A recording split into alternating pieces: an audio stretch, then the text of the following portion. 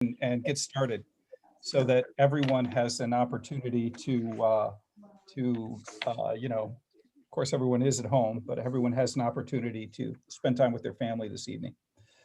So, Paul, just wanted to let you know I just joined. Thank you. Hi, Michelle. Good to see you. I have power and internet. No kidding. That's wonderful. Are Very you back on the grid? What's that? Are you back on the grid? Yeah. Where our generator died because apparently it got hooked up wrong by the electrician. But that's okay. Power came back in Durham, so we're good. Oh, excellent. Excellent. That's great. All right. Well, that was quite a night last night. Thank you to both Chief Moore and to Calvin for their efforts last night. I'm sure it was a busy evening and certainly a number of trees down and lines down and those kinds of things. So thank you both. Welcome everyone to the December 1st meeting of the Capital Improvement Committee. This committee's charge is to review capital expenditure applications for the upcoming budget year, score them in accordance with the town's CIP policy, and then provide a ranking recommendation to the selectmen that they can use to assist them in terms of putting together the warrant. So just for the record here, let's start with the roll because this meeting is being recorded. And I think actually we're supposed to do that in these COVID times when we're meeting via Zoom, we're supposed to take the roll. So committee members, Joe Tom. Hi, Joe Tom, 11 Ada Drive on the committee. Okay, very good. Curtis Demock. Curtis? Okay, no Curtis tonight. Michelle Rollo. Rollo here. Yep. 68 David Lewis Drive. Wonderful. Brian Pike. Okay, so no Brian this evening, and then myself, Paul First. So we are a committee of 5. We have 3, so we have a quorum. And I think we're also expecting Selectman Mark Farren to join us hopefully in progress. I understand that he's held up. And then we also have with us the Public Works Director / Road Commissioner. Calvin, what's your formal title? Public Works Director or Road Commissioner? Road Commissioner. Okay, very good, thanks. All right, and our Fire Chief. So Chief Moore. So let's go ahead and take care of the pledge here this evening. If you guys could join me in the pledge. I pledge allegiance to the flag of the United States of America and to the republic for which it stands, one nation, indivisible, with liberty and justice for all. Thank you. Okay, so down to business. At our last meeting, we came up with a set of questions about the 2021 applications for our department heads. And they've been kind enough to come this evening to talk with us about their applications and about their plans. Thank you both. So I think the plan this morning or this evening is to start with Public Works. And I guess just as we get started here, does everyone have a set of the questions, of the applications and the questions? Yes. Okay, wonderful. All right, so we'll start with Calvin, and I will go ahead and see if I can share a copy of the schedule of Calvin's schedule, the Public Works schedule.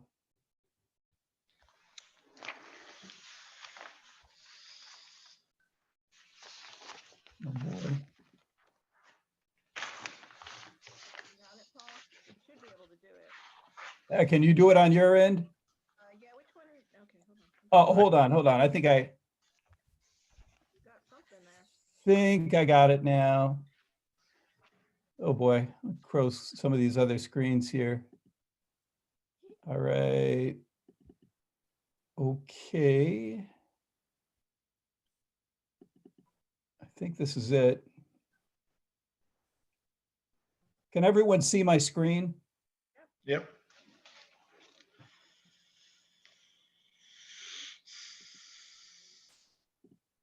Okay. So Public Works Replacement Schedule, here we go. All right. Calvin. So who would like to kick this off? Does one of the other committee members, would they like to start out with questions about the schedule? I'll defer to the other committee members here first.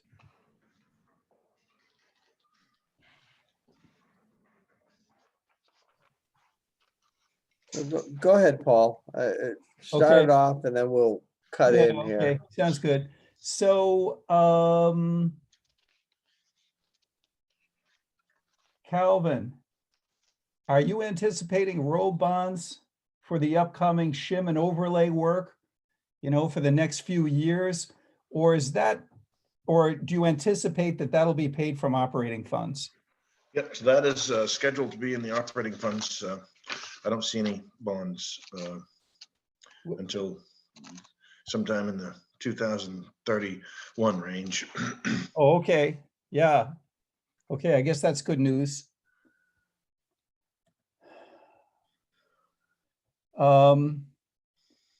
Now I see, I noticed, and of course, this is a kind of a tough nut to crack.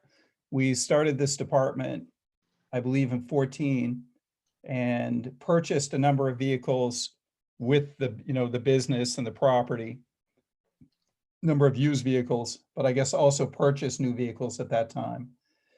So, I was interested, Calvin, in hearing your thoughts about distributing some of those costs that we've got coming up around FY26, that is related to, all those vehicles that were purchased in FY15 coming due right around the same time. Could you talk a little bit about that and what your thoughts there were? So I think that the schedule, I tried to do that. Yeah, no, I think you did to a large extent, but it's important enough that I was hoping you could just talk about it a little bit.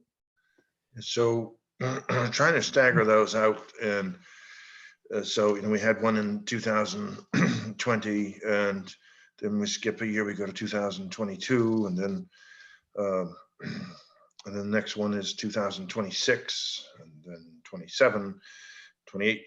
Just trying to. I really don't know. I mean, I'm open to suggestions if anybody has a better way of and I don't understand. This is just my department. I don't know how this affects town-wide budget or costs. That Ruth has a better handle on the overall aspect. But her and I worked together on this, and we thought this was a pretty balanced way to do it. Can you guys remind me, what year do we have Engine 21 coming up? That would be fire department. I don't have that. Just as, point of reference That here. was And initially slated for 2024, but I'd like that to be part of our discussion tonight. Okay. All right. No, it's very good, Calvin. It looks pretty good. It looks like, some of these years, like, of course, we don't want to be replacing vehicles right before they're due. Right. But looks to me, I mean, my general sense is that it makes sense to have some emphasis on reserve in preparation for these years that we've got coming, starting in FY26. And of course, my understanding is that with regard to our bonds, that we'll have some bonds beginning to retire around that time. Yeah. Around 2026. Yeah. But that at the same time, that is from 2026 to 2035, that 9-year period, that's a pretty heavy period where we have a, like a major vehicle coming due every year. Yeah, and Uh, that's- yeah. But I think that, Ruth, we were working yesterday, I was in with her and she was putting together a graph chart that shows those bonds coming off and that was kind of why we came up with these numbers where we did, because Yeah. in the larger picture, it made sense. Uh-huh. Yeah. And Yeah, but it makes sense to me. Do the other committee members have questions regarding the schedule, the public works schedule? And we're going No, to talk about the applications, I think, in a few minutes. okay. Yeah, I'm good, Paul. Okay, well, if that's the case, let's move on to your reserve request. Just getting a copy of it here. Yep, okay. So this is a reserve request. And your reserve account balance is 68,321. well, it's actually 121,821. That was a number that, when I put this together, they've made some changes since then with Ruth. Uh-huh. That number is 121,821, as you'll see on the replacement schedule. In the blue 121. column, you'll see.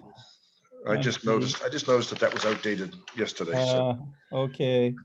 if you look in the blue column on the public works schedule for funding for capital requests, you'll see 2021 starts out with 121,820, which is about 310,000 in there, but 188 of it is already set aside for the. So how much are you asking for this year, I'm sorry, for 2021? What would be put into reserve? Reserve is 100,000. Asking for 100,000. So now, did you say that part of that 121,821 is committed for No. something? No, Okay, there was 310,000. The 188 is already committed. So 121 is what's left. 121,821. Now, I guess my question is, what number is reflected in the combined schedule?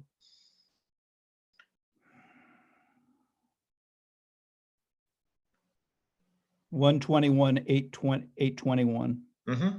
Okay, so that's the number that Ruth carried. Yes. Okay.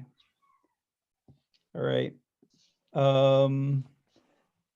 So now my recollection, and you guys help me if I'm, if I don't have this totally straight, because Durham does it a little different, but my understanding is that you have the ability, if the selectmen agree, to roll operating funds, unexpended operating funds into your reserve. Is that right? That's the way it was set up. Yes. Yeah, okay. When they started public works, yeah. All right, so here we are. It's December 1st. Who knows what the month of December will bring?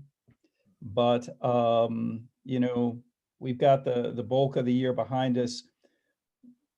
Ruth, I guess this question is for Ruth and for Calvin. What does it look like?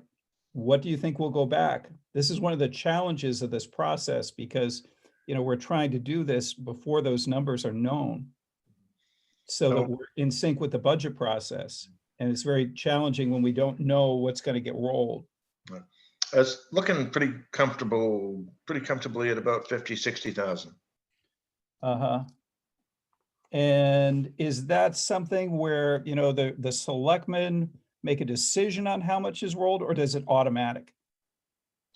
Ruth would have to answer that. Yeah, it's automatic, Paul. It's a town meeting vote that puts that into the capital fund. So there would have to be another town meeting vote to stop that. Okay, so we anticipate 50 to 60K will roll into your reserve, and that 50 or 60K isn't included in the combined schedule. Is that pretty much right, Ruth? Yeah, that sounds about right. Okay.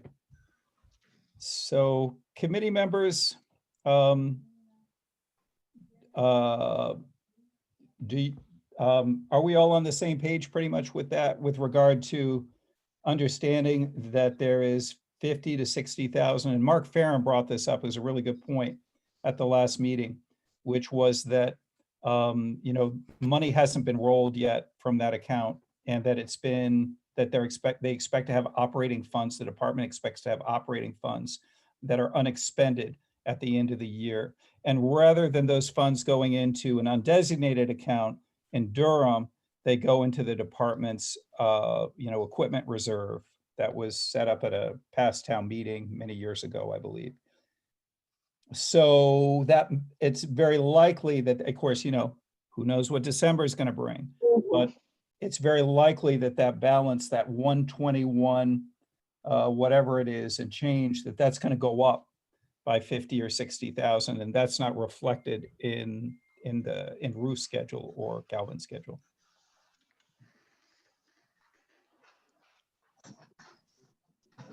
Okay. Let's see.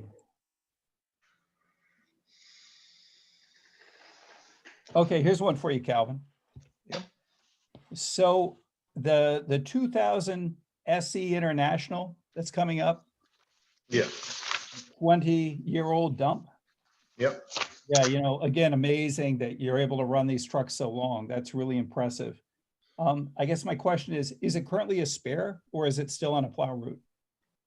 So we had 7 wheelers, and that was the way the department was started. The select board at one point had asked me to see if we could take, when we were talking about the whole CIP process, was to ask me to take one of the trucks off the schedule, see if we could take it out. And so I did. So now I have 6 trucks. I see. And the 6 trucks, if one of them breaks down, then I go to 5 routes. And I have other trucks just overlap a route, and we rotate back and forth that way. But that's the 6 is the absolute minimum that I could have. So none of them go to spare like we had before. Do we have a spare? I mean, do we have a spare? No. So we don't have a spare anymore. No. Okay. All right. So, yeah, I was gonna ask the same thing. So it's inefficient at that point to run 5 versus 6. Yeah. Well, if you had 5 and one broke down, then we'd be down to 4. That would really put us way Well, above. oh yeah, no, I totally understand. I'm just clarifying that 6 is the bare minimum. That's the bare minimum. Yeah. So that you don't overlap routes at all. Right. Okay. Which would be inefficient. Yeah. Yep. So what are we running this winter? Are we running 6, or how many were we running this winter? We're running 6. 6. Okay. Yeah. That's what we've done. That's what we've done the last couple of winters. So. Yep. Okay. All right. Any other questions about the reserve request?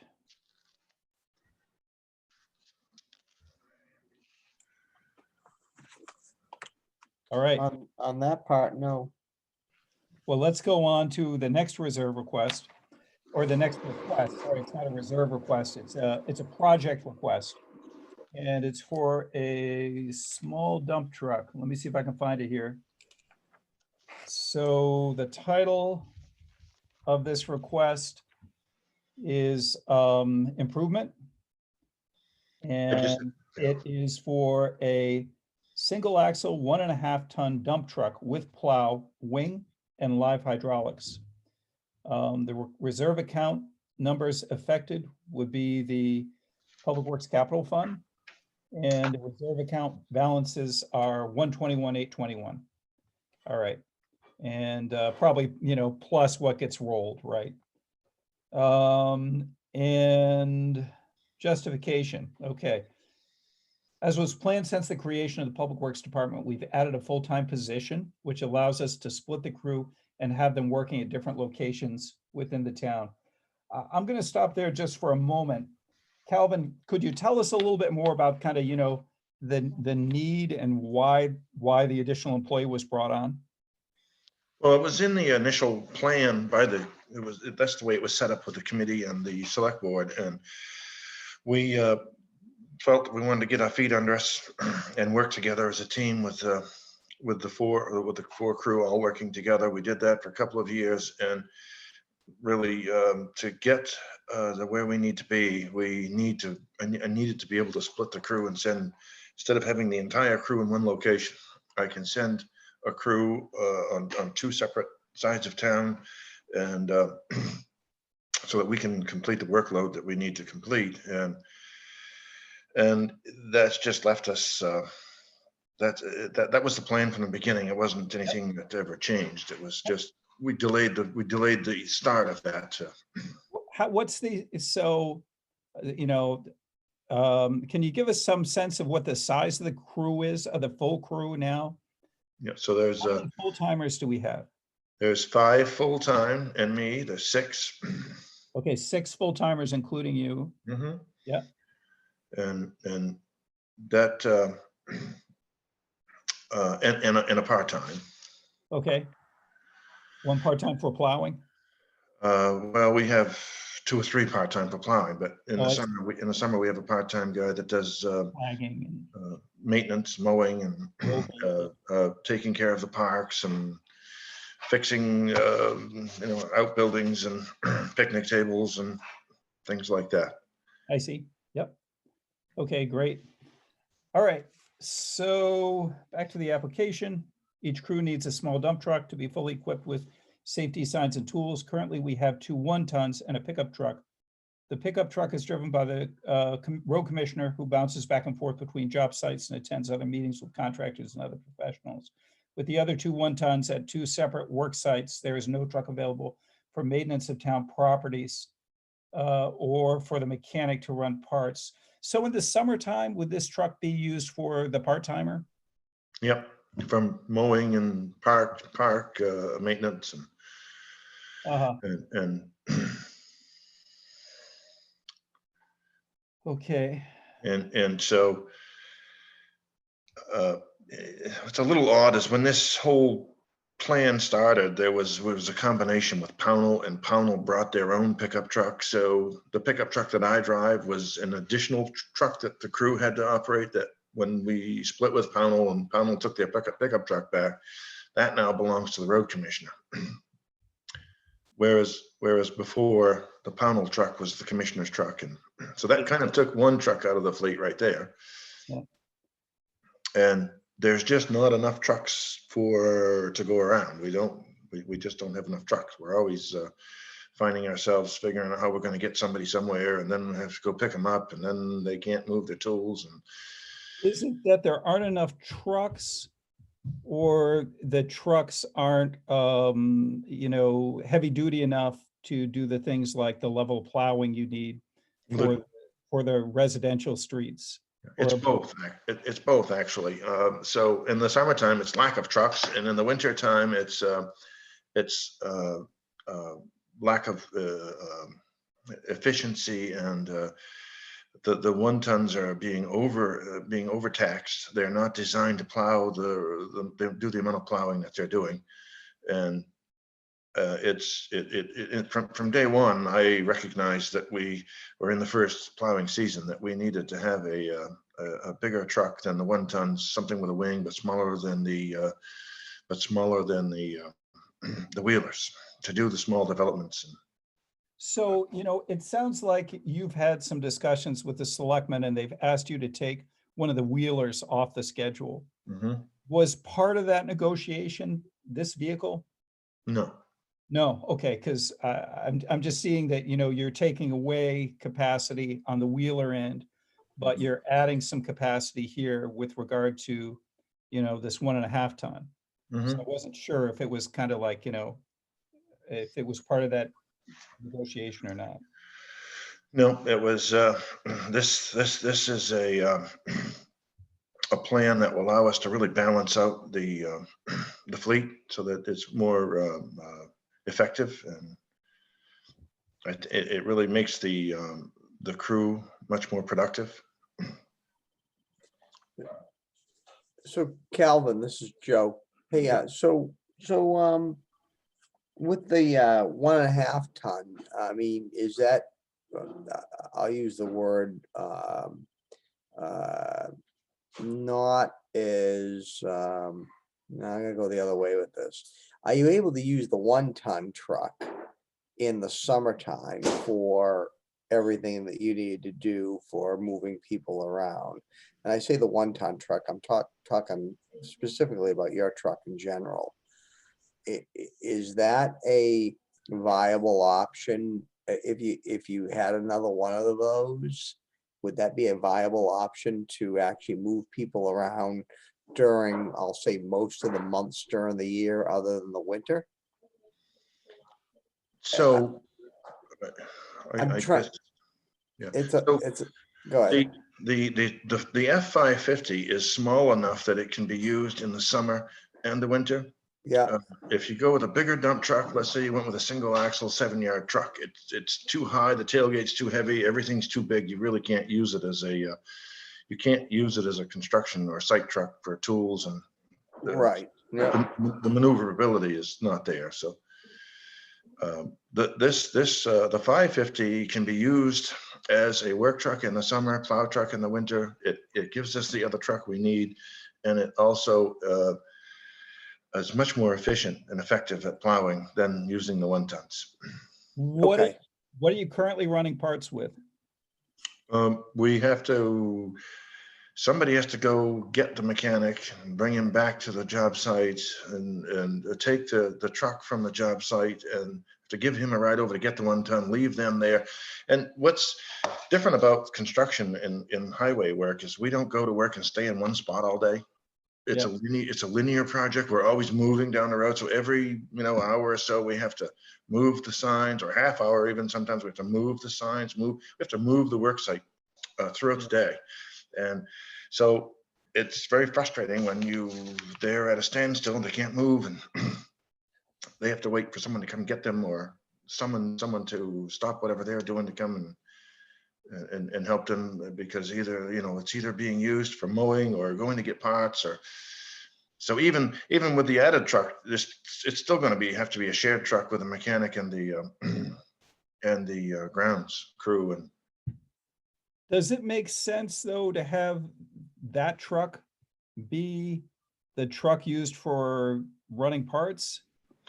well, I would probably use the 2008 1-ton. I'm probably calling it the red 1-ton. You probably don't know what it is, but the 2008 1-ton would be used for maintenance and parts running. I see. Yeah. So, part of the job of this committee is we're supposed to try to figure out kind of like what's a want and what's a need. Yeah. It's a difficult thing, right? I mean, I Yeah. hear where you're coming from. So I guess my question is, and your operations are fairly complex, and I appreciate that. You've got a lot of stuff going on that you're trying to, a lot of different types of jobs, depending on the season, depending on the day, and you're trying to distribute the workload as good as possible among those vehicles. And I also understand that, Durham has taken the philosophy of adopting subdivision roads. And so you've got a lot of subdivision roads out there to plow. Yeah. So I guess my question is, what's your best alternative? Let's say you don't get this. Then what would your best alternative be in your mind? What would you do? We would have to, we would really be forced to just continue doing what we've been doing. It's it's an ineffective, inefficient way of doing it. But So there are no real alternatives you see out there. What about the idea of, getting this truck, this truck that has the additional capability? For example, the wing, it's a 550, it's heavier duty. It's gonna work better and last longer for this plow work. Mhm. of the subdivision roads. But then the idea of retiring one of these other trucks, like this 2008 dump that you've got coming up in a couple years. That kind of defeats the purpose of the shortage that I have. I have a Doesn't shortage. address the shortage. So, I mean, maybe we could move the 2008 down the line and keep that in operation for a few more years if I had the other truck. Could you replace the 2008 with a pickup? Would that help you? No, because the 2008, the dump is able to go and get reclaim for driveways, rip wrap for culverts. It's a dump truck. Pickup truck Yeah. wouldn't do that. So Now, what about the GMC 2500? Is that a dump or is that a pickup? it is a flatbed. Flatbed, It is a dump, but it doesn't have sideboards, and it's so that is has a stationary fuel tank on it all summer that's used to fuel the equipment with on site, and it is the foreman. And then in the winter, it has a sander mounted to it all winter, so it's pretty well dedicated. Mhm. Okay. So, but I mean, I'm open to maybe moving the 2008 down the schedule and keeping that for a few more years. Uh-huh. If I mean that might be an option that we could. I mean, I'd much rather live with that option than not getting another truck. Oh, Uh-huh. crap. Okay. So let's see, Joe, Michelle, others, do you have anything you'd like to add or to ask?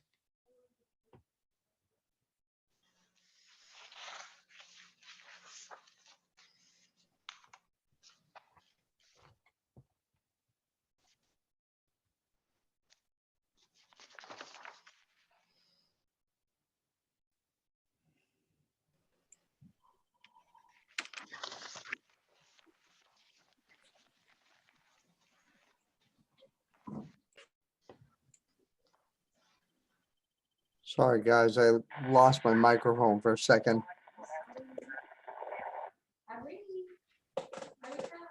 Calvin, so what does that give you in terms of the wing? Like what size wing is this on this vehicle? I believe Wow. it is on the proposed truck. Yeah. I believe it's like a 6-foot wing. You'd have a 10-foot plow and a 6-foot wing. You'd be able to go in and out of the developments in one pass, whereas the 1-tons, it just rolls over the plow and comes up on the windshield, and the windshield wipers are going full blast, and to get them done in a timely fashion, you have to go faster than you really would like to go to try and beat the school buses and get the roads clean before. But I believe it's about 6 feet. I don't know for sure. Uh-huh. Yeah. I know that our big trucks there, we have some that are 9 on some of the older trucks, but most of them are around 11 feet. So Is that heavy duty enough to do things like, cut back the banking? Or no, do you still need to bring in the wheelers into those subdivision roads later to clean up? they would clean the roadway to pavement full width, but as far as pushing back snowbanks, I would not use that truck. I would come in with a big truck the day after a storm and set the snowbanks back if need be. I wouldn't start laying that. The Rams wouldn't be big enough to be laying into a massive snowbank. Yeah. I'd be afraid of bending Sure. Yeah. I'm sure people would try it, but I wouldn't. Not when you got a big truck that can go in there the next day and easily set those back. So Can you tell us what the basis is of your number? I get an estimate from where the outfitter over here at Viking Surveys has several different towns that they're working on, and I got numbers from them and the dealerships, and those are pretty solid numbers. Have you ever done this state purchasing? Not not like the used Donny stuff, but doesn't the state have some type of, you can go out to purchase with the state when they make their offers? Have you ever done that? I mean, other than I've done fuel with them before. We've done a loader. Yeah, we've done a loader before in another town. On this particular I mean, on our bigger trucks, no. And I can't remember, we've tried it and it didn't, they had there was something to do with the way they spec their trucks that didn't make it compatible for us to join that. Yep, okay. All right. That's all I've got. I don't know about, I think you did a great job answering my questions. Thank you, Calvin. I really appreciate it. Thank you. What about the other committee members? Any other questions on the 1.5 ton? And this would be in addition to the fleet, a new vehicle to fill a need, or what Calvin says here is a need. Nope, I have everything answered. Yeah, I think you covered everything for me too, Calvin. I was, my concern, was that your truck was getting a little, older and that, didn't know how that could fit into, the mix of shuffling people around and, whether the smaller, the 1.5 ton truck, you kind of answered the question about pushing back the banks or pushing anything in excess on that 1.5 ton, where you still need the larger trucks to do that. So I think I'm all set as well. Stay safe out there, Calvin. All right, thank And- you. And thank you for coming tonight. Yes. And also, again, thanks for all your efforts. Thank you. Yeah, keep up the good work out there, guys. Okay, so next, fire and rescue. What do you think, guys? Let me see if I can pull up the fire department replacement schedule. Welcome, Chief. Thank you. Okay, so first we'll look at the schedule here. And I see some changes on the schedule from last year. And Yes. I see you've got the new pumper replacement of engine 21 in 2004 on the schedule, For 2024, yes. 2024, and you've got that costed at 625,000 in that year. Yes. And then you have as possibly as part of a placeholder, and maybe at some point you can give us. I understand there's a little uncertainty still with regard to the assessment, with regard to an assessment, and Yeah, unfortunately, yes. I've been, as you know, I've been pushing for this since last year.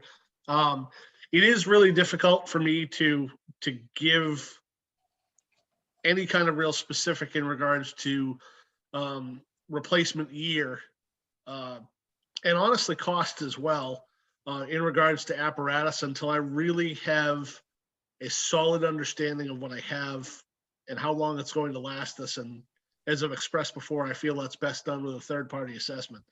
yeah. For a multitude of reasons. So there's a little bit of uncertainty there. It sounds like probably related to the quint, possibly in the assessment. What about engine 21? Are you you mentioned earlier that you weren't sure of that date. Well, no, I'm not sure of that date. One, considering the current condition of the truck, which is pretty good. It is, I mean, that is a 20-year, excuse me, that is a 20-year replacement schedule. That's what had been planned for in the previous chief's capital improvement plan. But once again, a truck in its condition, can it last us a little bit longer? Can we push that out a couple of years? I mean, I think it's a valid question, but once again, it's something that we can't legitimately answer without a real soup to nuts evaluation of the truck and the fleet as a whole. I think that when that's done, you'd see a couple of things shift on that list. Now, with regard to,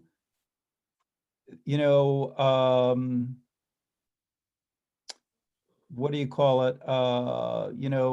Like the general maintenance, are we doing that? Where is that being done? Just the So that's currently being done. and It's in Brunswick. preventive maintenance. That's the word. Yes. searching? So it's a combination. It's for the engine, transmission, for the pardon the term, regular truck parts. Right. That's Midcoast Truck Repair right here in Durham. Dan T-Bolt is doing that. As far as the pump and the fire equipment, the preventative maintenance, that's being done by Greenwood Fire Apparatus in Brunswick. That's who we're currently contracted with. They do our annual testing, and any repairs that we need done on the, like I said, on the fire pump, on the fire equipment side of it, they handle that. And the pump numbers have been pretty good, you know? Yes. Yep. Yep. Yep. 20, 21. I mean, the 22, it's rarely the pump that wears out on a fire truck. It's the truck itself. Uh-huh. And in New England, it's more often the truck simply corrodes around the pump. The pump could last quite a long time. Uh-huh. Yeah.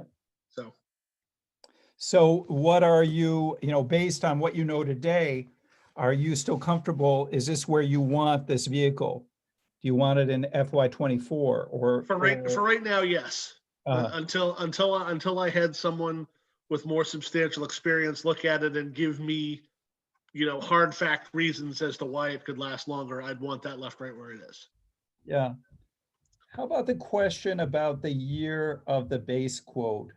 So So the base quote was actually done this year. okay. But that's a really trying to find the right way to put this. That's really kind of a toss up. One, because I think that we were lulled into a little bit of a false sense of what things cost, because of the cost of the new engine that we purchased in 2019. The vendor actually honored the price that they gave us from 2015 on that. Yeah, that right. Well, there's no way that we would touch that new engine out there, sitting out there now, for anything less than 600,000. What do we pay for the? We paid $495. Oh, wow. Yeah. Yeah.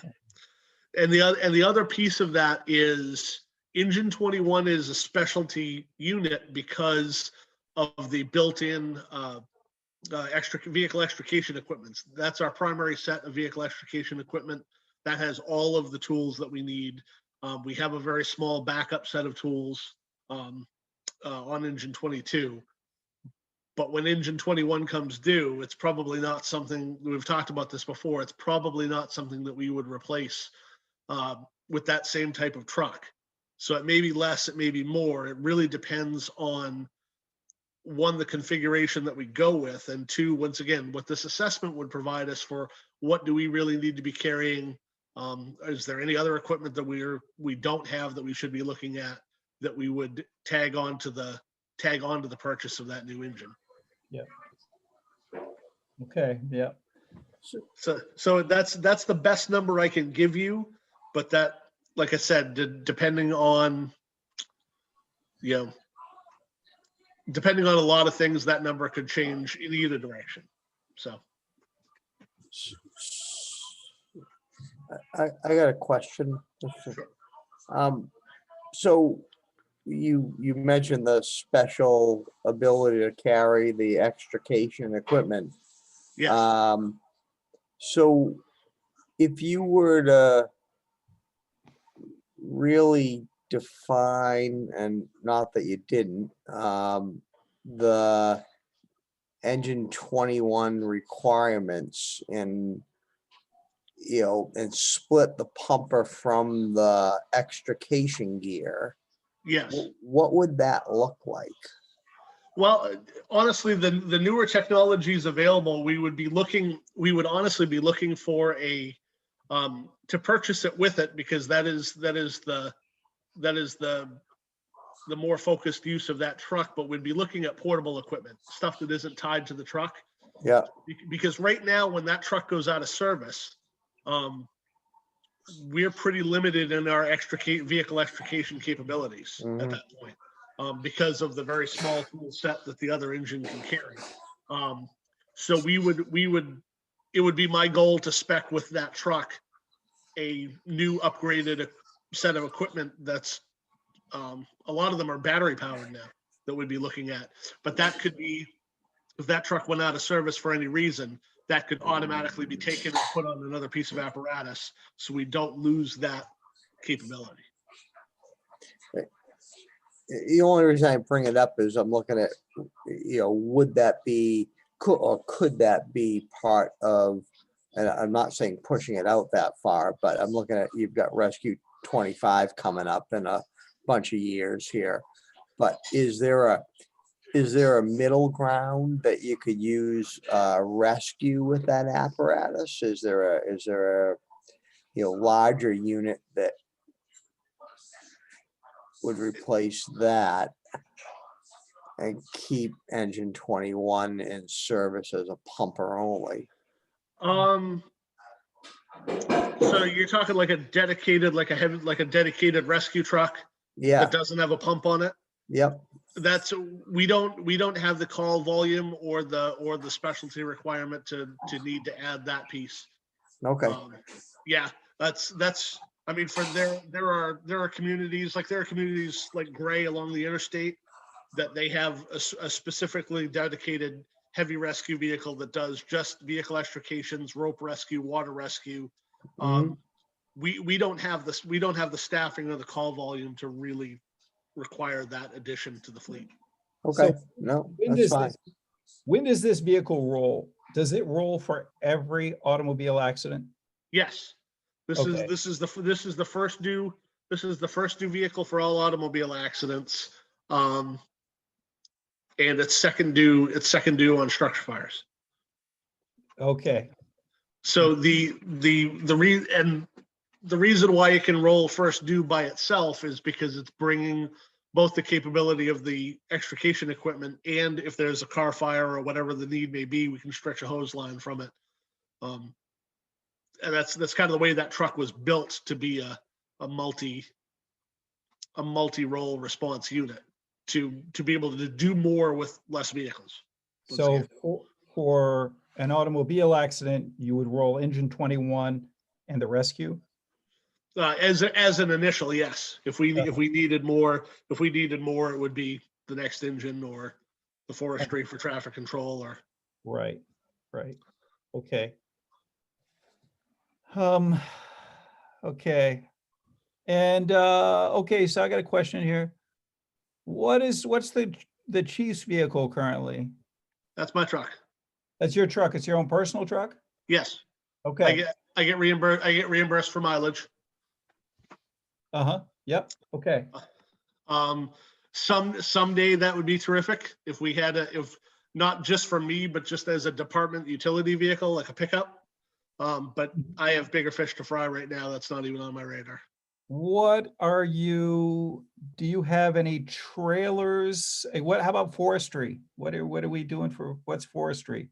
So we have forestry 28. That has 250 gallons of water and all of our forestry equipment on it. It's a heavy duty 4-wheel drive off-road vehicle.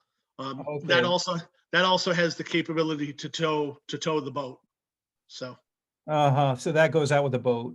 It does, but it's not the only issue with that is that it's an extended cab, but it's not a full quad cab, so we can still only carry at max 3 people in that.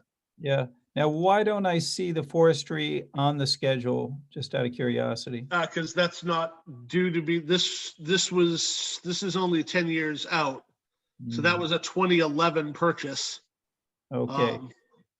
Well, this goes out to 2045, but it's out there ways. I assume that's why it's not on there. Yeah, I don't know why. Let's see, 11, 21, 31. Yeah, it should have been around the 2031, 2032 replacement, plus or minus. But once again, that's a truck that could probably last quite a bit longer. Doesn't get a lot of use. Correct. Okay. Well, not at the moment, but. Yeah. So I guess the only other thing I wanted to add related to the schedule is, I think I may have mentioned this to you before.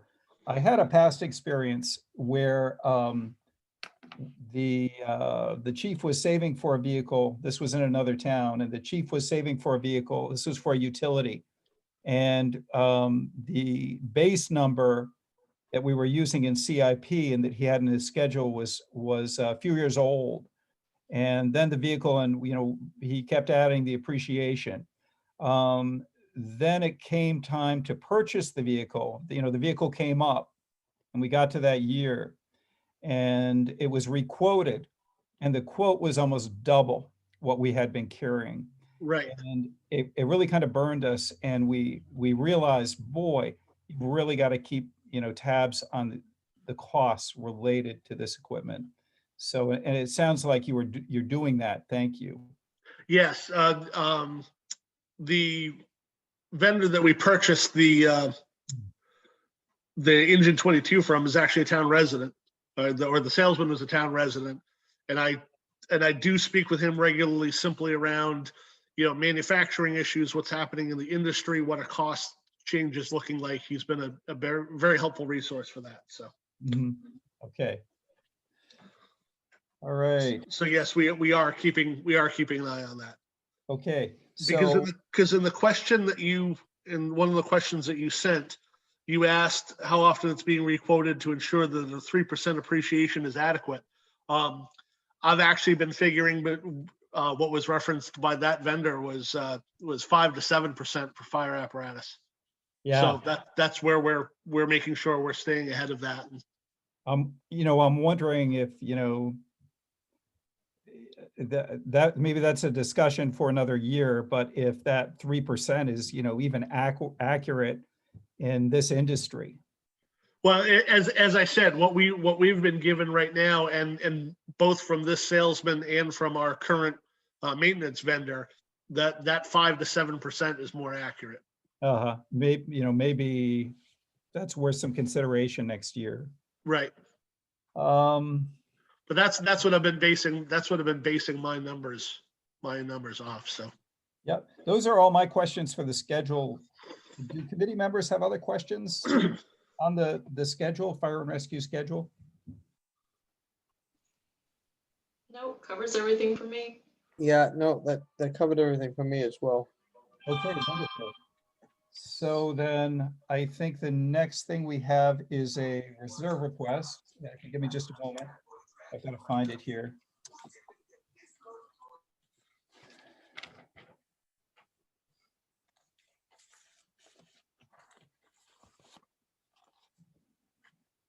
Okay. So very good. This is a priority rating 2. It's a reserve request.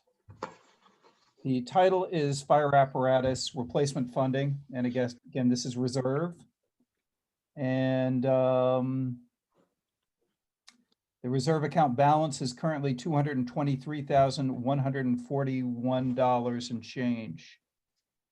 And it says, this amount is to be saved and placed in the fire department reserve account specifically for future fire apparatus replacement projects. Just one very minor point, typo, Chief, just so we don't get confused, because we have all this paperwork from various years.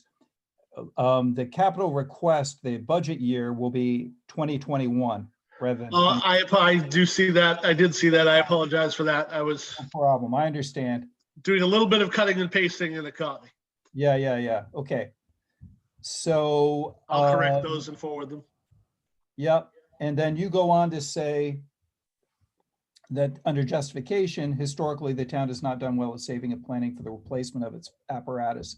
Years of defunding capital savings requests are not requesting approving required amounts leave the town with a financial burden of bonding expensive items that have a lifespan that should allow us to adequately plan for their replacement.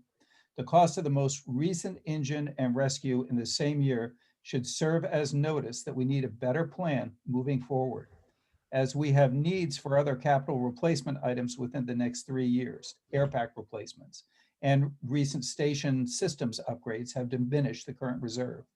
I'm requesting the current amount be allocated this year and earmarked only for apparatus. Regardless of what apparatus will be replaced, the town needs to begin preparing for this future now. Okay, is the project mandated or required by law? No. Total estimated cost. Okay, so this is really, this one, that 100,000, just an FYI, should probably go in amount requested. You're requesting funds for reserve, and my understanding is you're requesting 100,000 for reserve.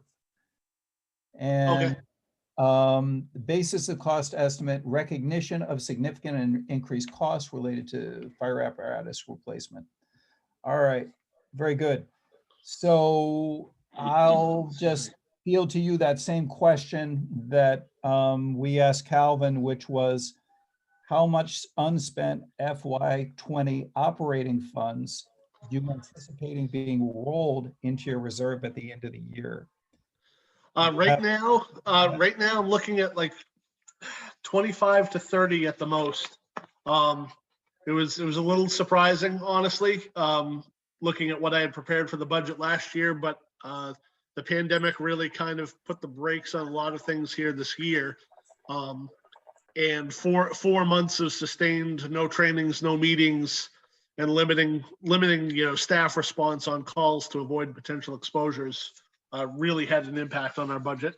But I wouldn't say by the time we're all said and done, any more than 30 at the most. Okay, just out of curiosity, how does call volume compare this year to Call last? volume's actually up. Looking at the numbers, I have I know we're not a line item budget, but I have in my own spreadsheet, I have the amounts broken down between emergency and non-emergency responses. Our non-emergency numbers, trainings, meetings, things of that nature, have I think close to $12,000 left in that one particular line. But as of the end of November, we had about $800 left in the emergency response line. Our call volume has been up. We're up 36 calls ahead of where we were last year at this point. Uh-huh. So, Okay. And are those mostly rescue calls? I honestly don't have a specific breakdown for you right now, but that is That's okay. Yeah, just curious. Okay, so just want to flip here to the combined schedule. Okay. Combined schedule for fire department. And let's see. So new pumper to replace engine 21, 703,440. And yep, okay.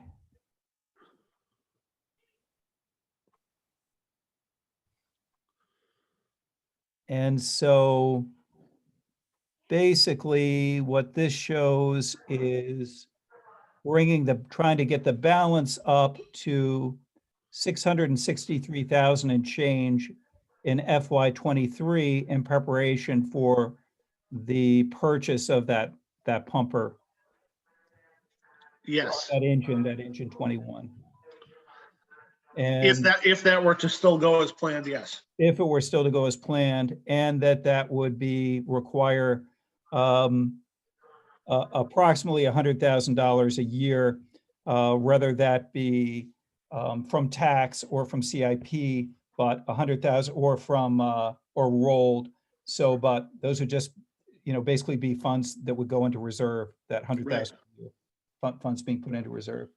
So now you say if it were to go as planned, and of course, you don't have the benefit of having the assessment.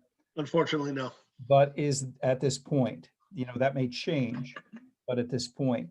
So can you give us any sense of, alternatives? Alternatives would be for us to have a full inspection done by Greenwood, and a full inspection done by Midcoast Truck Repair as well, to give us their best assessment on where things are at. Honestly, as long as the truck is still passing state inspection and passing its annual fire pump test, we could push it out if we had to. Yeah, okay. Yeah. Because that's what was done with with the old engine 22, that initially was due to go out for replacement in 2015. And it just got to the point where it wasn't going to pass its next inspection. And that was why I think we were really able to kind of push it through at the town meeting. So it really kind of depends on the condition of the truck at that time as to whether we could push it out a year or two more or whatever. If we didn't have the benefit of having the assessment in the first place. Okay. All right. Great. Any other questions on the reserve? I got one question. So it's a more generalized question. Well, first for the chief. So your call volume went up, and I take it that was somewhat due to COVID. Have you been keeping track of what that is in relation? We are keeping track of it, and honestly, I don't think it really is related to COVID. Okay. Yeah, I do not believe that it is. It's not. Yeah, I'll just say no. Okay, no, that's fine. I just didn't know if we were going after any funds in relation to the COVID response as a result of any overages. I have, because our EMS budget is over significantly. While our overall budget is under, the EMS line is definitely over by several $1,000s, and that's simply due to the amount of personal protective equipment that we've had to purchase. No, that's great. No, thank you. Can you give us some sense of the scope of that? Like, Go ahead, Paul. Request? I'm sorry? Chief Moore, if there's a request like a FEMA, if we get some kind of reimbursement from FEMA or from another agency? Yes, I applied for it's a supplemental Fire Act grant, specifically focused on volunteer and combination departments. And our budget is overspent, right? Our EMS line is overspent by about 25% right now. So almost $3,000. And so I requested a grant to cover what we've already spent for this year I kept track of everything that we purchased that was COVID-19 related.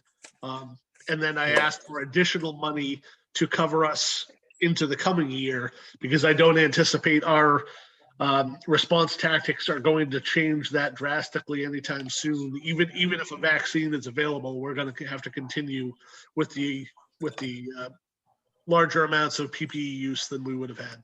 Yeah. I had a separate and unrelated question to that. So thank you for that answer.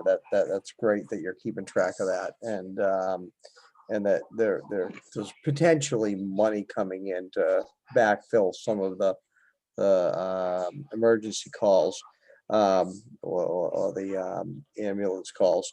So in relation to truck upkeep, you mentioned mid-coast, and I'm gonna throw in Calvin into this. So does the assessment of all the town trucks go through mid-coast, or does Calvin, do you do your own assessment, and then Chief Moore, you do your assessment from a truck standpoint through mid-coast? I mean, is there any savings to do that in some combined effort? So we have a mechanic, a full-time mechanic at Public Works, and he does all of our repairs. Occasionally we find something that needs that we send out, but for the most part, they're all done in-house. And I would have to say that he is completely up to his eyeballs. Yeah, he wouldn't be able to take on any more work than he already has. No, and that's fine. I'm just asking the general question if everything went down to mid-coast for, I'll say, general repair. And then of course you had specialty repair that would go to Brunswick for the fire equipment. And now I was just wondering if there was any joining of that upkeep that could be done that could save the town some money in the long run. It just is a thought for the future. From our standpoint, that would be, I don't really see a benefit there because we have our own mechanic and he is much less expensive than if we were to send a truck to get it repaired. So. Oh, yeah, I agree with you. I'm sure it is. That's kind of why I brought it up. Yeah. Okay. Okay, other questions about the reserve request? Okay, then if that's the case, we're going to go on to the SCBA replacement request. So this is a priority rating 1. The request type says here that it's reserve, but you guys are looking to buy this equipment this next year, right? Once again, I apologize for that.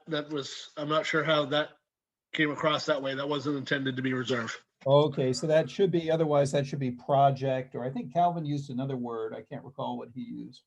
But anyway, project and reserve or improvement. It's an improvement. Okay. Yep, okay. As I said, I'll correct both of these and get you updated copies. Oh, nice. Okay, we appreciate that. Thank you. And you've got your reserve account balances here.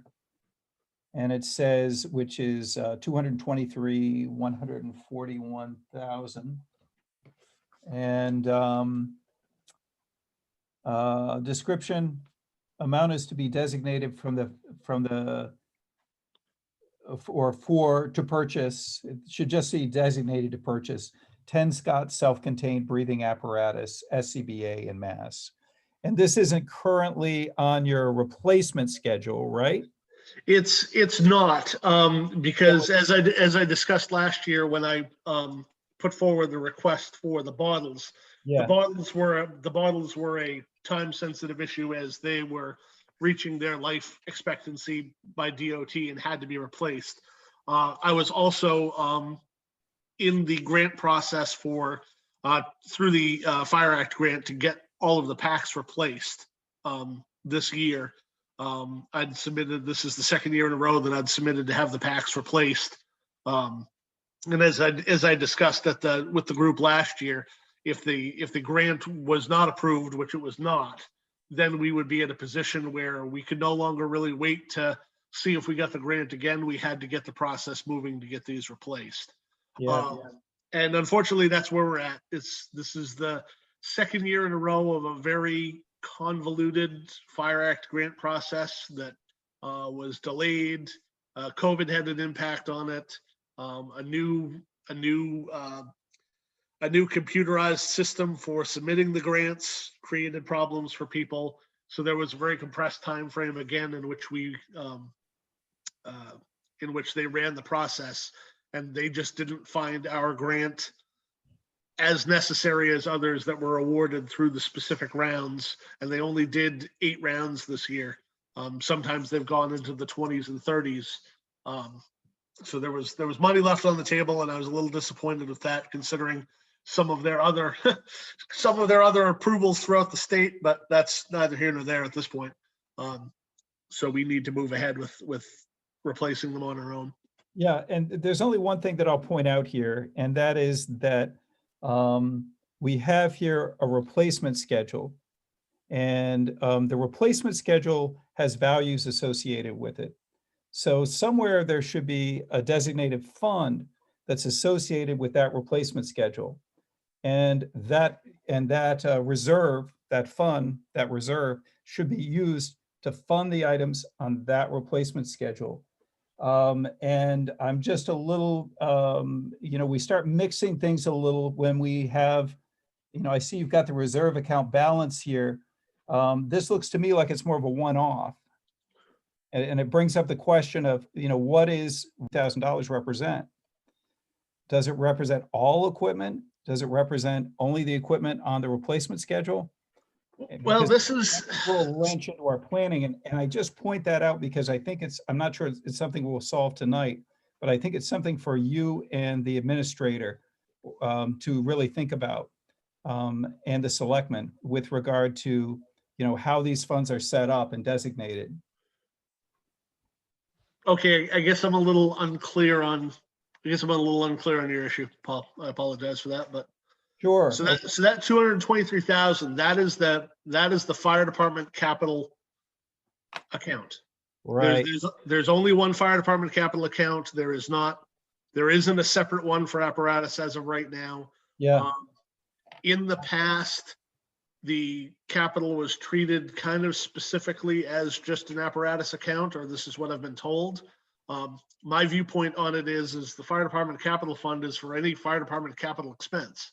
That would Yeah. be PACs, that would be the well, that would be, when we got into the issue with the turnout gear, Yep. this past year, which we're all set with, and that'll be part of my operating budget moving forward, and a rotating schedule to have that, so we don't get to this point again. Yeah, well, what I'm saying is from the planning perspective, financial planning perspective, it makes it very challenging because, here you've laid out a plan to put in $100,000 a year to bring the reserve balance up to X, okay? Yeah, To buy a fire engine, but it doesn't include these other expenditures that may come out for SCBA or for other items that aren't on the replacement schedule. So okay, I can see where that is a complicating factor for you. This Yeah. is, that needs to be at some point, figured out. And so I guess the way I look at this reserve request, and tell me if I'm wrong, but you're looking at, or what you're asking for is a specific amount of money to buy these 10 SCBA units. Is that right? yes, Okay. So this is a project, and these funds wouldn't be coming from reserve, but you're asking for the money to purchase these SCBA units why would this not be coming from reserve? because you're asking for the funds from taxation, or are you saying it would come from reserve and from taxation? No, this would simply come from reserve. We have the money in the reserve account to do this. Yeah. And to purchase the once again, there's a total of 20 that we need to replace. Okay. It's just not, You're asking to spend this from reserve. yes, Okay. All right. yes, All right, this was not taxation. Okay, so the only thing that I'll just say there is, keep in mind that issue that I mentioned, because from a long-term financial planning perspective, it makes it difficult because, we're saying that, or you're saying you want to put $100,000 in each year to reach this number so you can buy a fire truck. Right. But if we're also funding other things from that reserve, you're not going to reach that number, even if we do that. I do understand that. I see what you're saying. The other complicating factor that becomes kind of difficult for me to totally predict is, unlike any other town department, I have income coming in from EMS revenue. From EMS revenue. And right, and I know Ruth did make some approximations of that. She Right. estimated 40,000 a year as EMS revenue. Yes.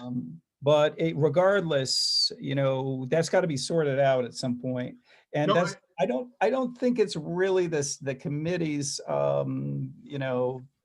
prerogative to sort it out. I mean, that's for the administrators, for you guys to figure out. And I'm sure you'll get there. And I'd say have patience. I brought up the issue, right? But I'm saying have patience because, we just started this whole process. And Right. I know last year didn't really go as, I had planned or I really had hoped. But I think each year we're getting a little better at it. Right. So it's something to keep, and I don't say it really as a criticism, but just as something to keep your eye on, that, as something we've got to figure out if we want to succeed at this long term. I absolutely agree, and I understand. I think it feels like it's a little bit of a different perspective than the town or the department has functioned with before. Yeah. To consider so many of these things so far out, in regards to a plan. Don't get me wrong, Chief St. Michel actually had a pretty extensive plan in regards to apparatus, but replacing other items, I think that's kind of grown as this process has developed in the last year. So it's something that I'll be working on moving forward. Yeah, I hear you. And regarding the replacing the other items, personally, I don't know if you have to get into that much minutia regarding schedule, but the thing I'm more concerned about is, if we're putting money into reserve for vehicles and equipment, or for vehicles, let's say, in these major purchases, I just want to make sure we get there so that the money's there. I agree. And so if, is there a need to, everything that comes out of the reserve goes on the schedule and otherwise there's some other kind of reserve? I'm not sure. I don't know, but it's just something to keep in mind. Very good. Okay, so let's see here. What else we have for questions on the SCBA?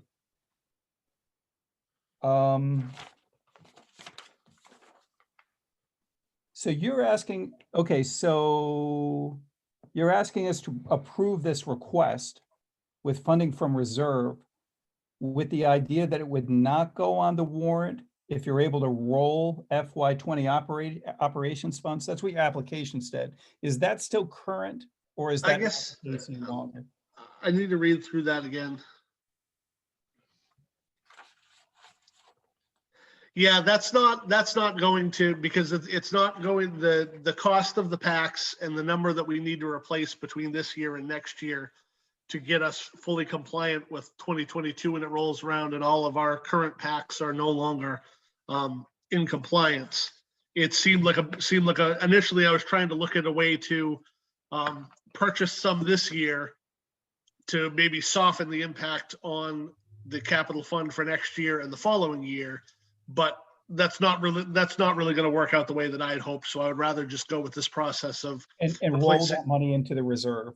Correct. Okay, got it. Thanks. Okay. So I apologize for that confusion. It was in the time that I was prepping this, I felt like I might have a little bit more of a cushion or a leg up to be able to do that, but I don't think it's going to be what I anticipated. So yeah.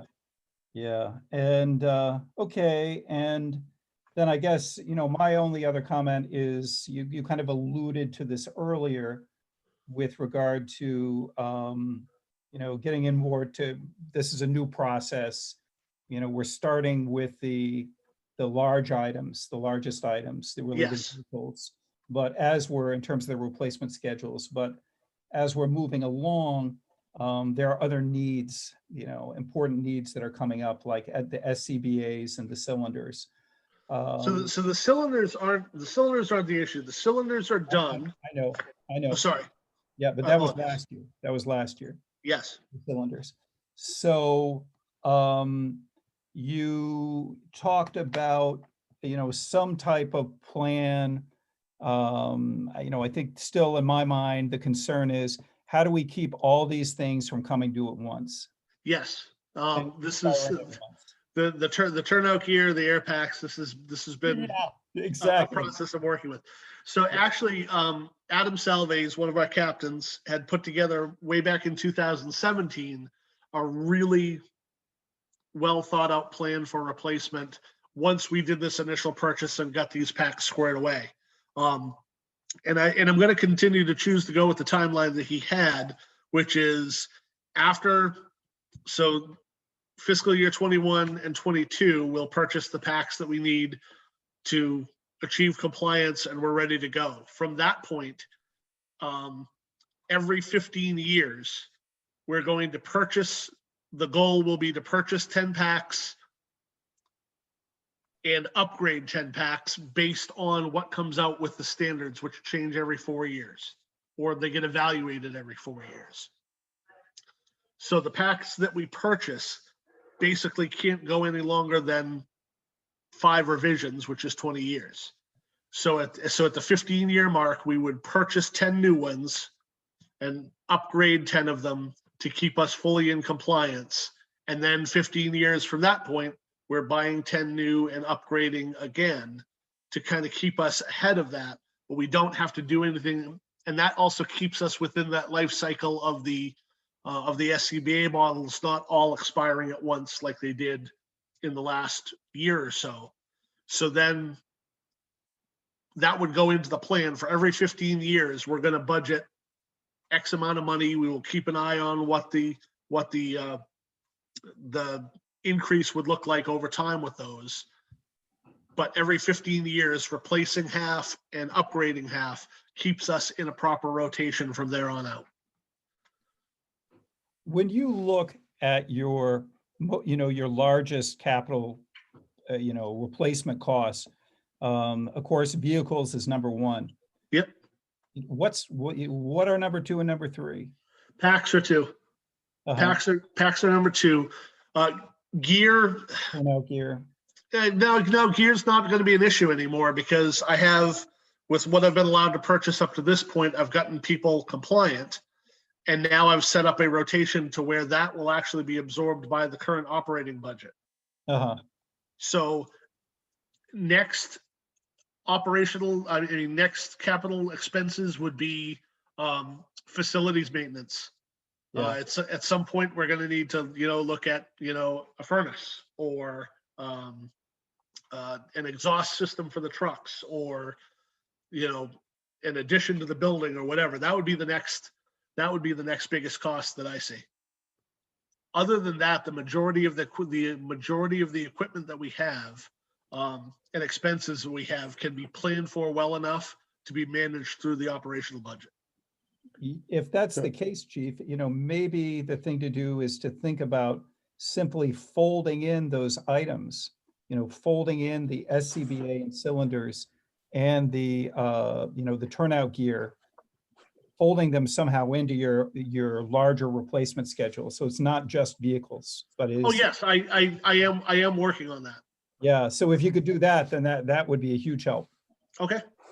I will work with I'll work with the town administrator over the next couple of weeks and try to give you the next 15 years of a view on what I think that looks like, to add a little bit more substance to that. Sure. Wonderful. Okay. I can certainly do that. So, Other questions? yeah, hey, Chief, if on the 15-year schedule that you were just talking about, Yeah. How many like compliancy upgrades would you expect? Because you said every 4 years the rules change. So you're gonna have what, 3 iterations of rule changes possibly during the 15-year period. Yeah, and then you're right up on the 4th one. Right. And how many are grandfathered, like you don't have to go do? Is there some rule of thumb there that? I wish I had a crystal ball to tell you that. At the next revision, they may say, every SCBA run by the fire department needs to have 3 bottles with it. Right now the mandate is 2. Or every mask now needs to be night vision goggle capable. This is one of those things that it was a fairly simple piece of equipment, 15, 20 years ago. And they have, with technology and expectations and some requirements, they've really grown to be a really complicated piece of technology. So there's only so much that I would be willing to gamble on and telling you how long we could actually go before. I think trying to go any longer than that 15-year time frame becomes, we're pushing the outer edge of what we've seen in the past as far as revisions that would continue to work. No, and that's fine. And I wouldn't expect you to necessarily go beyond the requirements unless you got I'll say a feature that was applicable to us, Right. For the either having to pay for or getting it as part of the package. I would Right. say, yeah, that would be worth it. But and leave that up to your assessment. Go ahead. Sorry. And I mean, even the packs now that we're purchasing, I mean, they're expensive, but they are still as pretty basic as far as you can get. There are packs that you could purchase with far more features that we just don't have the necessity or the capability to absorb the cost of. Yeah. One other question that you did have, Paul, was about whether it would go out to RFP for the town through the town's purchasing policy. It would, but it would be restricted to specific to vendors of Scott air packs, simply because every department around us that provides mutual aid has the same type of air pack. Yeah, So while some places have chosen to do that differently, it makes working with other departments, whether it's filling bottles for them, them filling them for us, emergency rescue capabilities and compatibility. I wouldn't want to get into the idea now of trying to shop the cheapest one simply because it may be a different brand, and then we're kind of stuck with that idea Yeah. of. so you'd specify that in your RFP? That's correct. Yeah, yeah, great. That makes a lot of sense. Yeah. Other questions for the chief? No, I'm good here. Thank you, Paul. All right. Thank you, Chief. Yeah, All right. chief, thank you so much. Thank you. Yeah, and I hope you have a good evening. And All right, I appreciate it. thank you again for all your service. We really Yeah. appreciate it. Be safe Thank you. out there. Will do. All right, fantastic. Okay. The next item that we have is administration.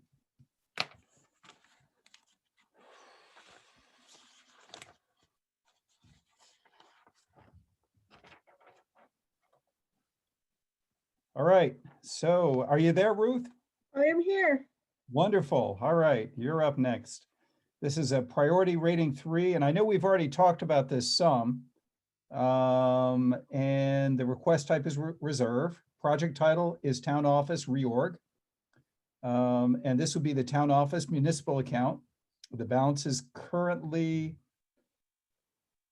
roughly $26,000. Right. And description: at the 07 town meeting, town voted against funding a proposed addition to town office. In 17, rearranging the configuration of the existing town office was suggested. With the challenges of COVID and possibly hiring a town manager, it is time to once again consider some adjustments to the facility.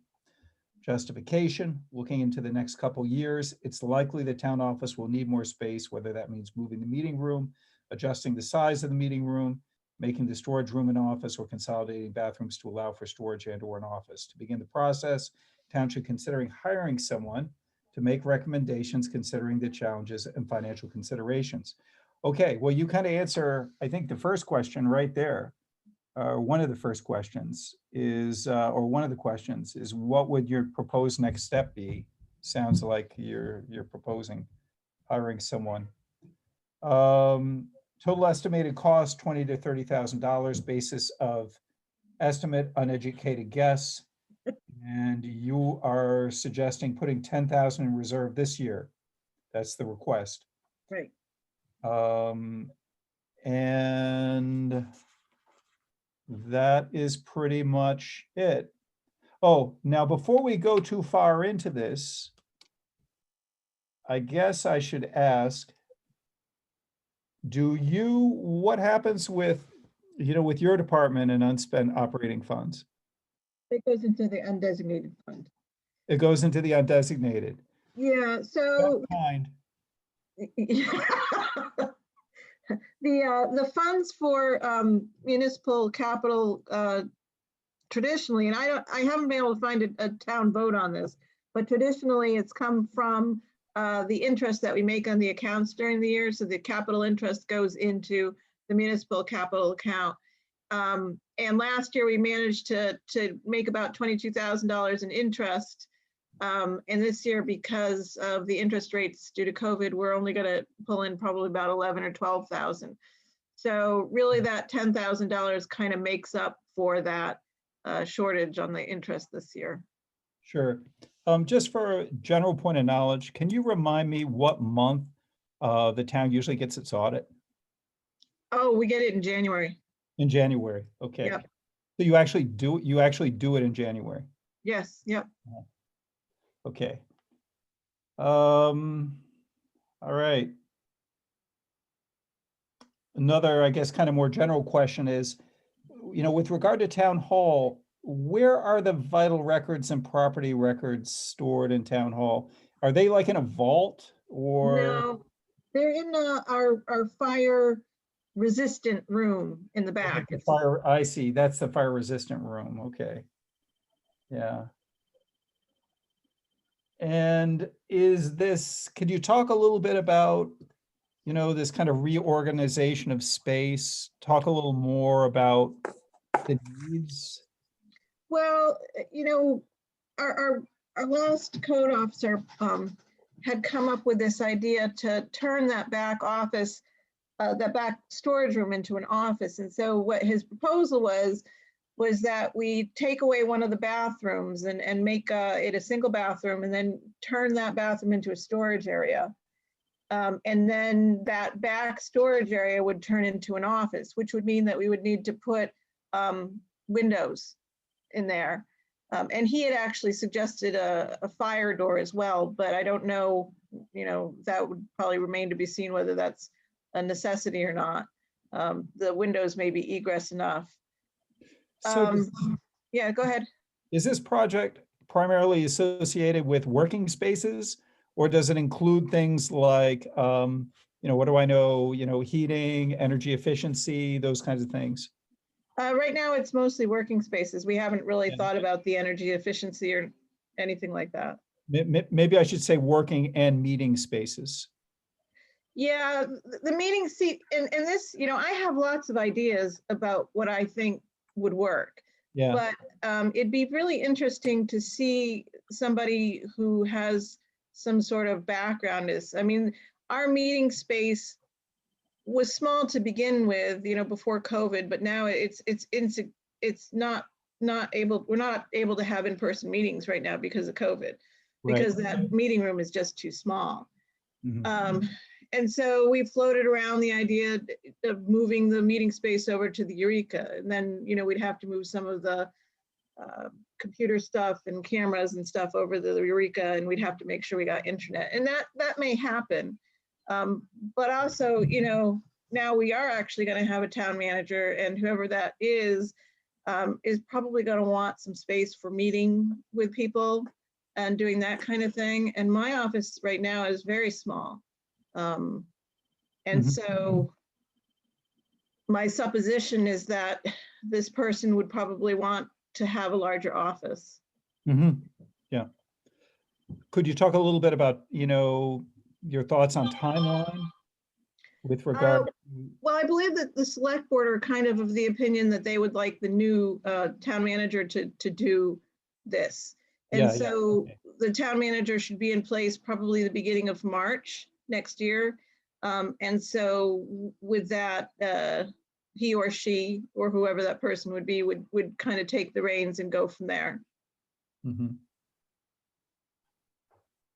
Okay. Other questions?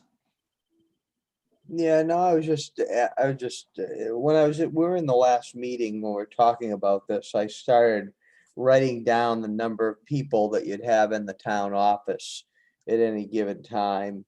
And, I came up with, code enforcement officer, the administrator, town manager, you got 2 clerks and the tax collector.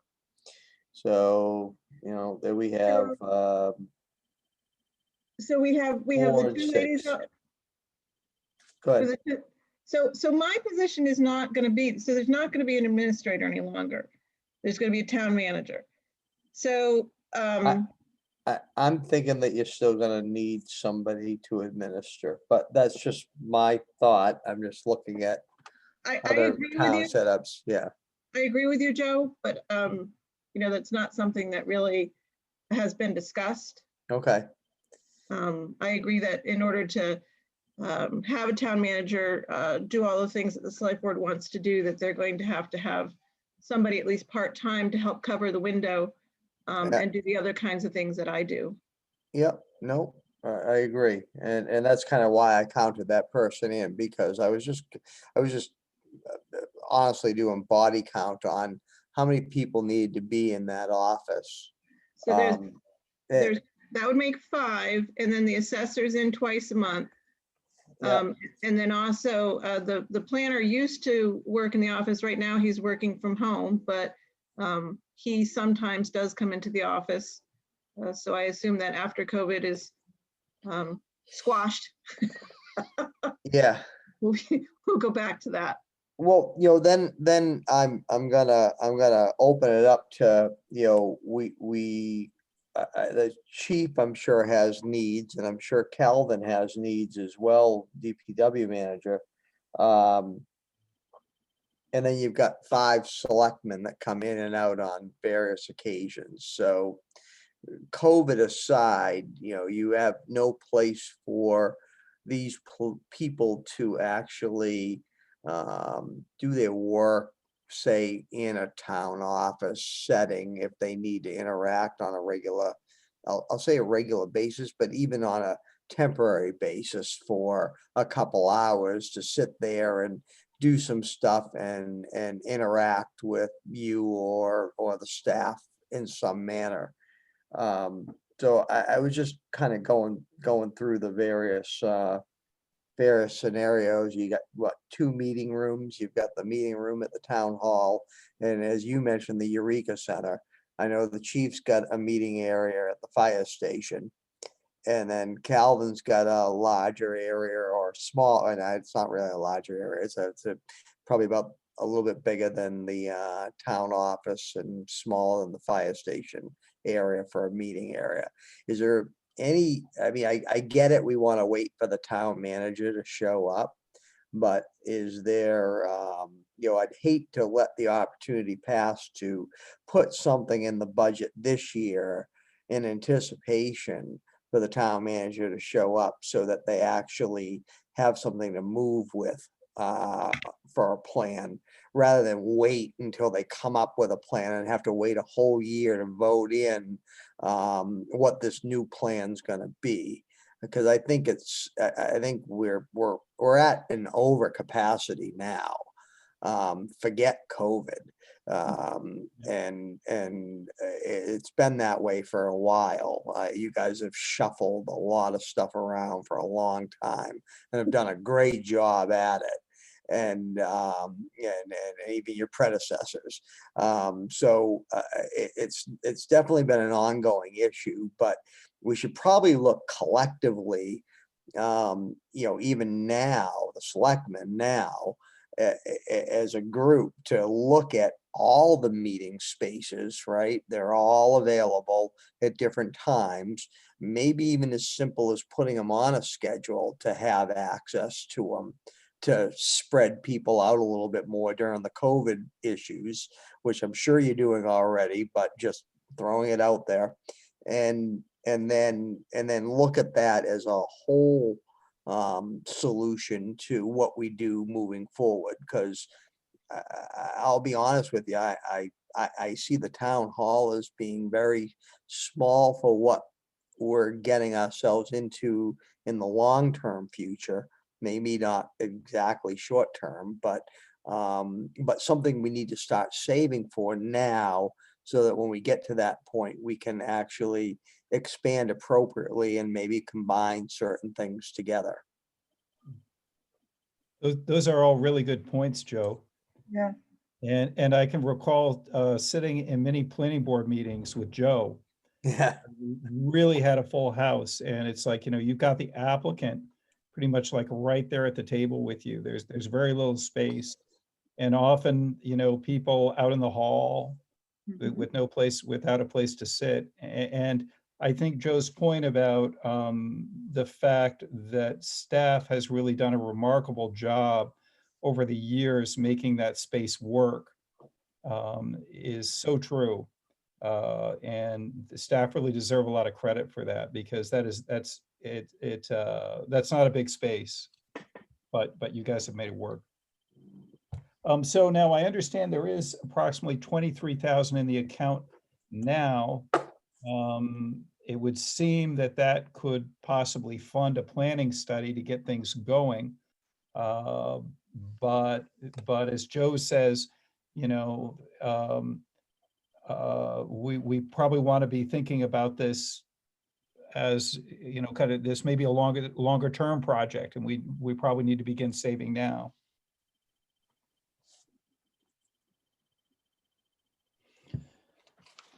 Okay, just looking to see if we have any other questions.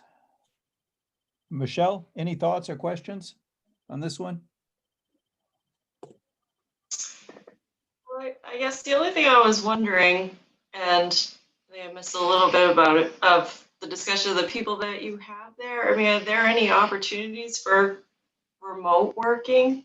And I mean, just in this whole COVID environment, I know for myself personally, I've been at home since March, and I think, had to learn how to work remotely. And I didn't know if there's any opportunity to move in that direction, because then it gives you that space savings. Of course, you need to invest more in IT and look towards that. Yeah, it doesn't work very well. So the two ladies out front have to be in the office because they're waiting on people at the counter. They can't work from home. Yeah. I can work from home to a certain extent, but myself and/or, the manager in the future, you really need to kind of be in the office because you need to meet with people and you need to meet with the residents of the town and be available to them.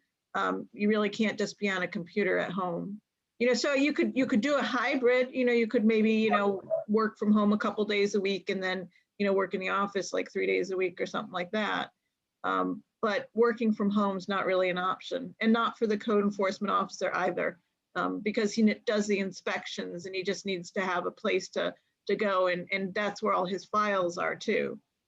All our files are actually, paper files in filing cabinets. Right, you'd have to head in the paperless direction. Yeah. But I think there's definitely a need to be in the office. Yeah. Okay. Okay. Other questions? How's that space currently heated, Ruth? Is that a boiler? Yeah, it's a, there's 2 furnace units up in the ceiling. Oh, okay.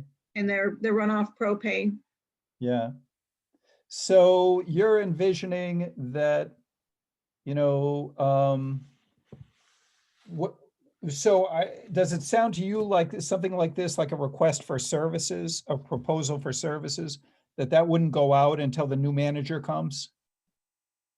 I think it would be difficult for me to convince anybody to go ahead with that at this point. Right. Okay. Yeah. Okay. So this would likely begin after March or after the new manager is on board, but we want to make sure we've got the money there for that discussion with the manager and the select board, so that they can take that next step, which would be some type of initial study of the needs and of the space. Right. Okay. All right. Anything you'd like to add, Ruth? Not really. Okay. I think we covered just about everything. I think so too. Yeah. All right. Okay, very good. Well, I think we're in pretty good shape. Ruth, can you help us out here? When's our next meeting date? I don't have my calendar in front of me. I think it's the 15th, but I can't. Can you stop sharing? Because I can't see my Oh, thing. absolutely. Yeah, my apologies. Oh, Okay. it's okay.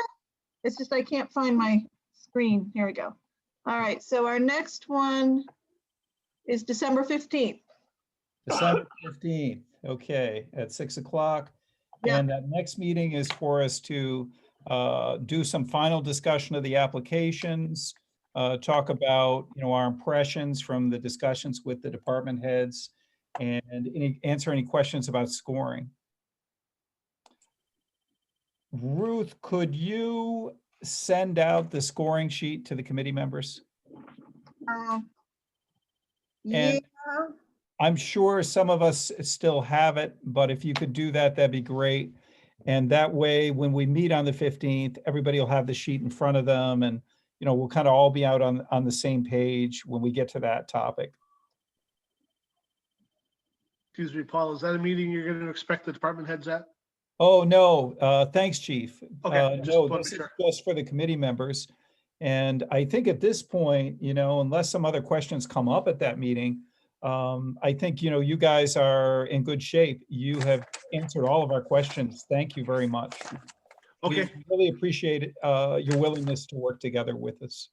not a problem. I'll have a revised copy of both of my sheets to you on Thursday morning.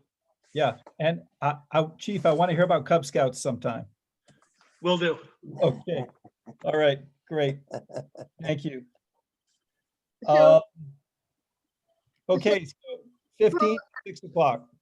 yeah, so Paul, I don't know when I'd be able to get those sheets out to you. I'm gone until December 8th now. Okay. Yep. All right. Well, I probably have a copy. I think I can send it. I Okay. think I got it. I probably have a copy too, since I pulled together all the scoring. So I'll check my Yeah, yeah. Okay. I've got another point of business here that I think is important to bring up. As in terms of committee governance. And I don't know if if this is something that will come before us or not, but we have had now, this is our third meeting. We're going to have a fourth meeting and then we're going to score. Okay. So we have at each of those meetings, I believe at the first meeting, we have Brian and you guys. I'm just thinking about how we handle the situation of if we have a committee member, if we were to have hypothetically a committee member that didn't attend meetings, but, chose to score the proposals. Should we, can we offer any guidance? Is there any guidance that we could offer as a committee, for example, that our hope would be, if that were the case, that if committee members miss a meeting, that they would review the recording of the meeting? Yeah, I would Does think that they make would have to, right? I mean, how are they gonna know all the information that we've obtained? Right, right. Yeah, I mean, I so, would be concerned that they would be voting without fully having all the information if they're not reviewing those meetings. yeah, I think it's really important, isn't it? That Mhm. if we do have committee members that haven't attended meetings and they plan to vote, that, certainly, we encourage participation. The most important thing is to come to the meetings. But if you miss a meeting or two, then I think the hope would be, at least from my perspective, that folks review the recording. So, so we all have had the benefit of the same information in making our decisions. Yeah, I would agree. And is it defined anywhere? Is there a requirement to attend a certain amount of meetings to be able to vote? Yeah, I was just looking, I didn't see it. It's not Remember in the coming, policy, Yeah, not in the policy. It's an interesting point, and, it kind of gets back to this thing of kind of committee governance and committee bylaws. Mhm. And that's something maybe Ruth could speak to. I don't know what Durham has for committee bylaws. And because, Durham has a number of other committees where you could run into like similar kinds of things. And some committees have like their committee specific bylaws, probably like, planning board or something like that, if you're in the middle of an application and you miss a meeting. But Ruth, anything you'd like to add there? It's just pretty much done on a committee by committee basis. I was trying to find the plan to see if it specifies in there anywhere. And I'll take a look. Yeah. Okay, so I think that's where we stand, though, is, it sounds like is, there's no policy, but it's important. I just like to recognize that it is important that we all have a chance to review the same information before scoring. Mhm. All right, I great. agree. So next meeting, December 15th at 6. Paul will send out the scoring sheet just to make sure everybody's got it. And, or I don't know, maybe we should, Joe, do you still have the scoring sheet from last year? I probably do, yeah, because I think I came up with the rough draft originally and then Michelle took it the next step. If do you want me to? If that's the case, I've got it. But if that's the case, I think instead of sending it to everyone, maybe it would make more sense for me just to say, look, if anyone needs the scoring sheet, please contact me. Yep. Okay. So, great. Well, I think all we need at this point is a motion. I'll make the motion that we adjourn. I would second. Very good. All those in favor? Yep. And that's unanimous. That's aye. All right. Very Night, good. guys. Right. Okay, great. Michelle, it was so nice to have you here. Thank you. Yeah, glad I could Thank you. join. Yeah, and Joe Yeah, thank you. And Yeah. Chief and Calvin, thank you. and Calvin. Yes.